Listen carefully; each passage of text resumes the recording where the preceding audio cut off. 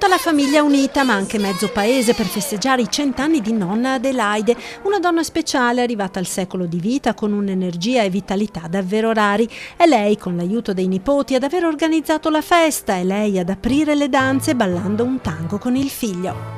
Adelaide Paparotto, Adele per tutti, è nata a Casieri il 29 settembre del 1919, la minore di 8 fratelli.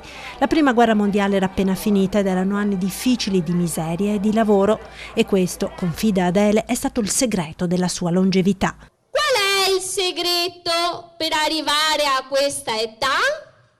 Menare carriere di Malta. Sorride Adele, che nella vita ha davvero lavorato tanto, anche dopo sposata con l'amato Ettore, quando andava da Villorba a Treviso a far mastee. Lavorare.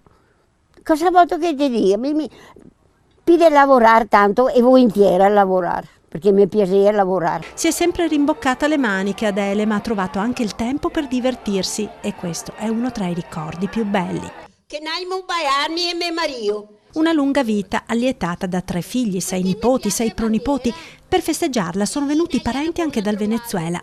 Adele ha energia da vendere, vive da sola, fa i lavori a casa e a mezzogiorno prepara ancora il pranzo al figlio. Questa asciutta risotto, che buono sto risotto, il faiù, che buono. Ma toccati pronto, va, mi diceva, ma che c'è da fare, sa parecchia. Tanti ricordi, molti legati ai tempi difficili della guerra. Ho fatto 4-5 chilometri, una trome e il pan coi tessere. E suonavo con una bicicletta coi rode di strasse dentro sul copertone. Alla sua festa, nonna Adele ha voluto la banda del paese e tra tutte le musiche ha scelto questa. La vita è bella.